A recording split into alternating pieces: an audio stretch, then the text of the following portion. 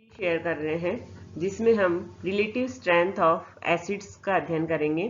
Previous में हमने दो थ्योरीज को स्टडी कर चुके हैं, Bronsted and Lowry theory and Arrhenius theory. Bronsted Lowry theory के आधार पे हम relative strength of acid and bases को स्टडी करते हैं, जिसमें फर्स्ट पॉइंट है acidity and basicity of binary hydrogen compounds, अर्थात जो बाइनरी हाइड्रोजन कंपाउंड्स हैं उनकी अम्लता और क्षारकता के बारे में अध्ययन करना। Higher the values of Ka and Kb stronger the acid और बेस, अर्थात यदि किसी एसिड की Ka वैल्यू हाई होगी या बेस की Kb वैल्यू हाई होगी तो वो स्ट्रॉन्गर एसिड और स्ट्रॉन्गर बेस होगा। इसके जस्ट अपोजिट यदि pKa वैल्यू का मान हायर होगा तो वो वीकर एसिड होगा, pKb वैल्यू का मान हायर होगा तो वो वीकर बेस होगा। The greater bond strength less acidic is the hydride. On descending a group, the change in bond strength is greater than the change in decreasing electronegativity. In a period from left to right, change in electronegativity is greater than the change in bond strength, and trend of electronegativity determines the trend in acidity. That means increasing order of acid strength यदि हम लेते हैं तो increase in electronegativity भी हमें देखने को मिलती है। ये हम कंपैरेटिव चार्ट फॉर्म में इसको स्टडी कर सकते हैं। चार कंपाउंड हमने लिए हैं, CH4, NH3 ammonia, H2O water and HF hydrofluoric acid. यदि हम इनकी pK वैल्यू देखते हैं तो 58, 35, 16 और 3। जितनी ज़्यादा, अभी हमने पीछे पढ़ा कि pK वैल्यू की जितनी ज़्यादा होगी वो उतना ही वीकर एसिड होगा, और जो एसिडिटी है वो उसको हम बॉन्ड स्ट्रेंथ से भी समझ सकते हैं। बॉन्ड एनर्जी जितनी ज़्यादा होगी वो उतना ही बॉन्ड एनर्जी जितनी कम होगी वो उतना ही वीक एसिड होगा। इसी तरह से हम सेकेंड एग्जांपल यदि लेते हैं PS3, H2S एंड HCl, तो यहाँ हम देखते हैं pK वैल्यूज डिक्रीजिंग ऑर्डर में, अर्थात इनकी एसिडिक स्ट्रेंथ इंक्रीजिंग ऑर्डर में होगी। इसी तरह से अदर एग्जांपल्स में भी हम देख सकते हैं। इसको हमने कुछ इस तरह से अरेंज किया है कि increasing order of acid strength a result of decreasing in bond energy. Acidic order increase होगा तो बॉन्ड एनर्जी डिक्रीज होगी।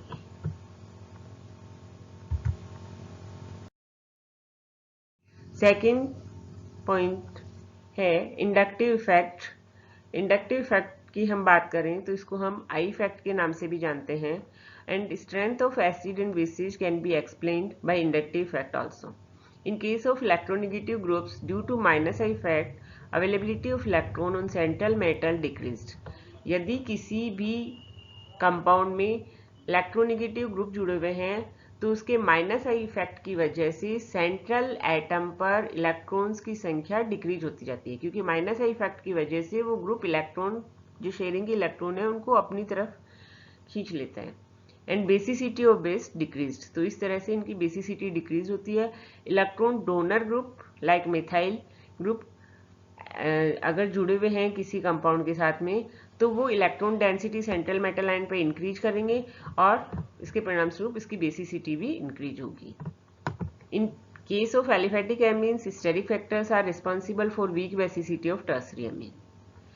टर्सरी एमीन में हम देखते हैं कि मिथाइल ग्रुप्स ज़्यादा जुड़े हुए होते हैं, प्लस आई ग्रुप्स जुड़े हुए हैं, तो उसकी बेसिसिटी स्ट्रॉन्ग होनी चाहिए, लेकिन वो अपवाद स्वरूप वीक बेस होते हैं। उसके पीछे रीजन है स्टेरिक फैक्टर, कि बहुत ज़्यादा बड़े बल्कि ग्रुप जुड़े होने से वो इलेक्ट्रॉन पेयर आसानी से डोनेट नहीं कर सकते। तो we can say PF3 is weaker base than PS3। Base strength order को कुछ हम इस तरह से देख सकते हैं, this one is strong base, weaker base and weakest base।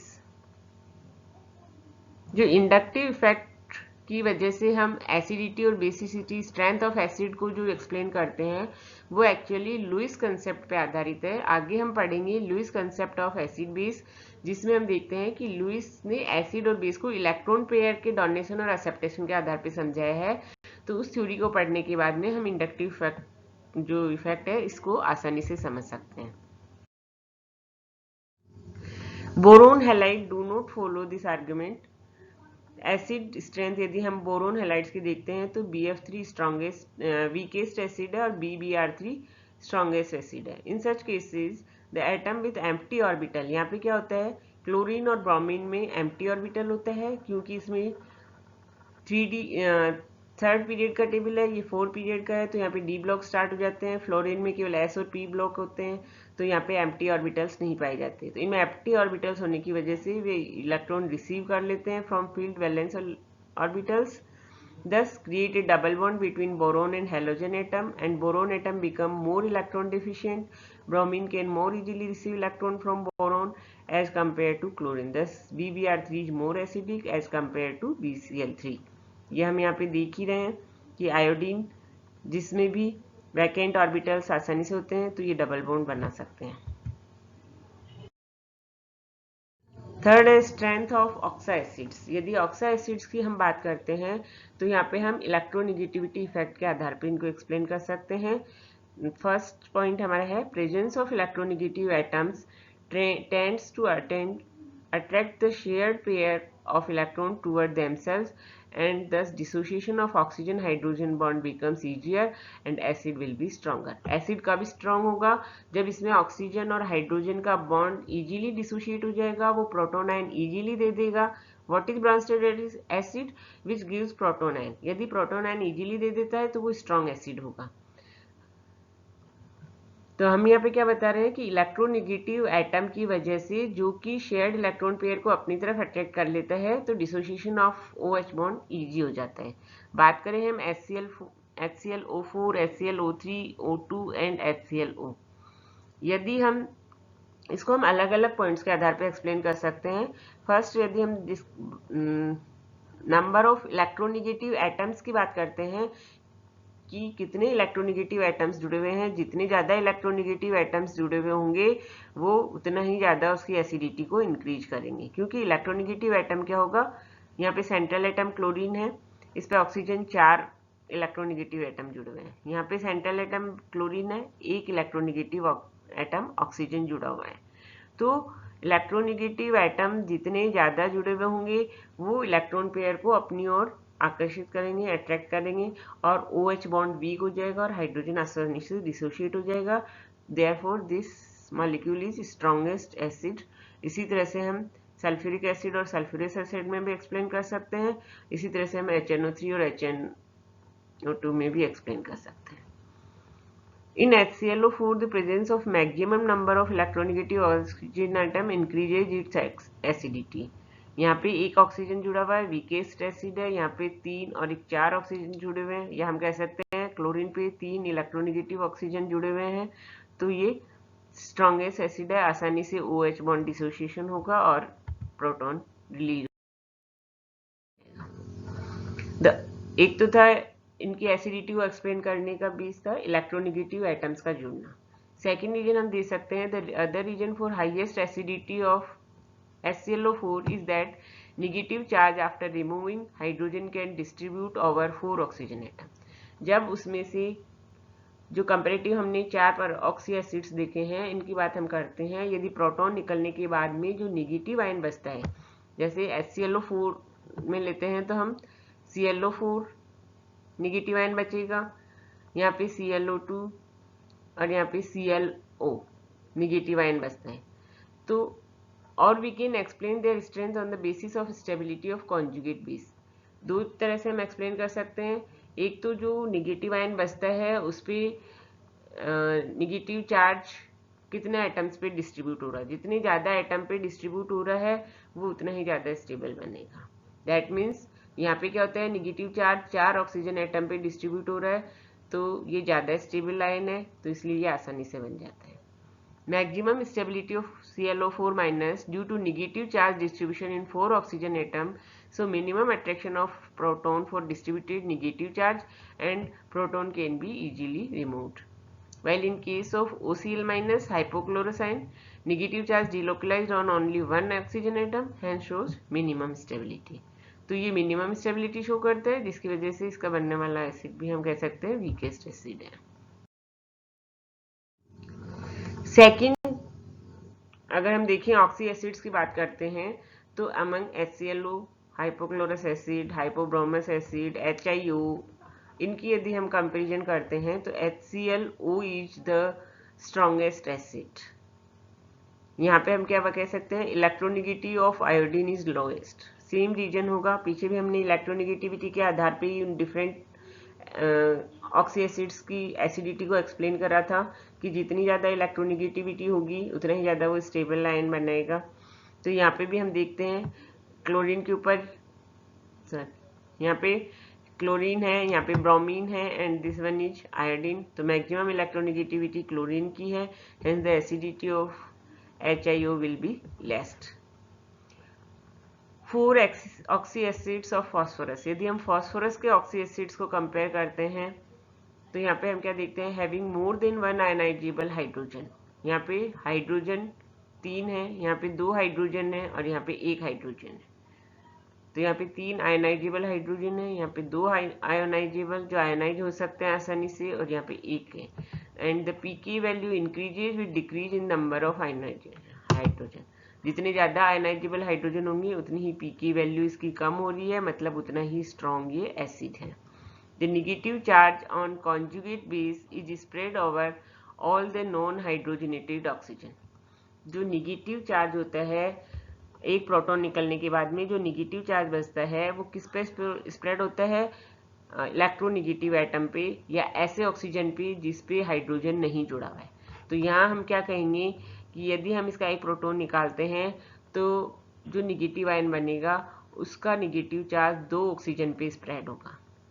यहाँ पे यदि हम एक प्रोटॉन निकालते हैं तो ये नेगेटिव चार्ज 3 ऑक्सीजन एटम पे स्प्रेड होगा। जितने ज़्यादा इलेक्ट्रोनेगेटिव एटम पे स्प्रेड होता है उतना ही ज़्यादा स्टेबल वो आयन बनता है। तो the larger the number of these oxygen atoms more stable and weaker conjugate base. Stable होगा लेकिन वीकर कॉन्जुगेट बेस बनेगा, और वीकर कॉन्जुगेट बेस बनेगा तो ये स्ट्रॉन्गर हाइड्रोजनेटेड एसिड होगा। ये हम पढ़ ही चुके हैं, वीकर बेस बनता है तो उसका एसिड बनने वाला स्ट्रॉन्ग होता है। फोर्थ पॉइंट है acidity of cations in aqueous solution. यदि हम कैटायंस की एसिडिटी की बात करते हैं तो metal ions with higher charge and smaller radii are stronger acid. The order of acidic strength is like this: alkali metals lowest, then alkaline earth metals, then +3 oxidation state, then +4 oxidation state in transition metal, or we can say high positive charge promotes more hydrogen ion dissociation। तो जितना ज़्यादा positive charge होगा उतना ही ज़्यादा उसमें hydrogen ion dissociation होगा।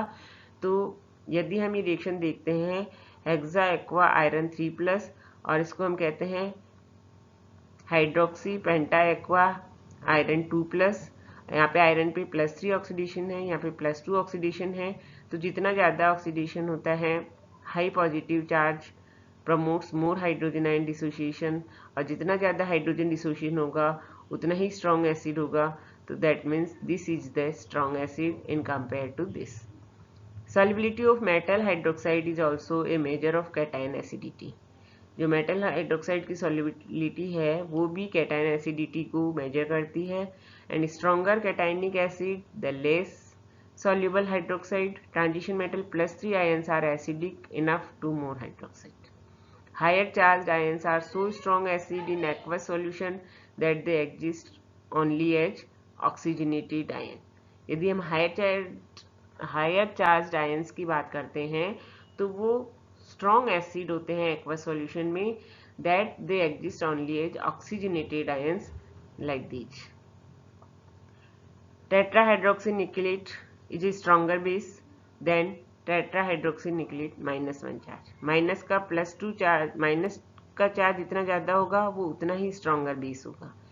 Acidity increase with increase of positive charge and basicity increase with increase in negative charge. तो आपको ये पॉइंट ध्यान में रखना है कि जैसे जैसे पॉजिटिव चार्ज इंक्रीज होता है मेटल पे उसकी एसिडिटी इंक्रीज होती है, जैसे जैसे नेगेटिव चार्ज इंक्रीज होता है उसकी बेसिसिटी इंक्रीज होती है। Acidity increases with increase of positive charge and basicity increases with increase in negative charge. Last जो फैक्टर है वहां पे ये है steric factor. Steric effect also, इसको हम कहते हैं त्रिविम बाधा विन्यास, तो ये भी अपने आप में एक मेजर रोल प्ले करता है। Steric effects also influence acid base behaviour. Reaction of series of substituted pyridine with hydrogen ion shows the following order of strength। यदि हम सब्सटीट्यूटेड pyridine की बात करते हैं, यहाँ पे 2 एल्किल ग्रुप जुड़े हुए हैं, यहाँ पे एक एल्किल ग्रुप जुड़ा हुआ है और यहाँ पे एक बल्कि एल्किल ग्रुप जुड़ा हुआ है और यहाँ पे pyridine पे कोई एल्किल ग्रुप नहीं जुड़ा हुआ है। तो 4 pyridine सब्सटीट्यूट हमने लिए हैं। फर्स्ट वन जिसमें कोई सब्सटीट्यूट ग्रुप नहीं जुड़ा हुआ है, सेकंड जिसमें एक सब्सटीट्यूट मिथाइल ग्रुप जुड़ा हुआ है, थर्ड 2 मिथाइल ग्रुप जुड़े हुए हैं एंड फोर्थ जिसमें एक बल्कि ग्रुप जुड़ा हुआ है।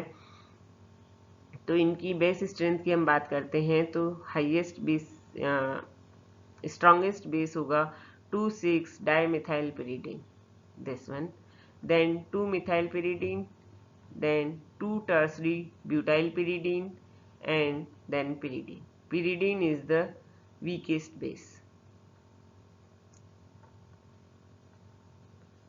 यही बात हमने यहाँ पे बोली, reaction of series of substituted pyridine with hydrogen ion shows the following order of base strength. तो इस तरह से हम एसिडिक और बेसिक स्ट्रेंथ को उनकी डिफरेंट फैक्टर्स के आधार पे एक्सप्लेन कर सकते हैं। अब तक हमने 2 थ्योरीज की स्टडी कर चुके हैं, रिमेनिंग 3 थ्योरीज को हम नेक्स्ट क्लास में स्टडी करेंगे। तो इसके लिए thank you for your attention, thanks again.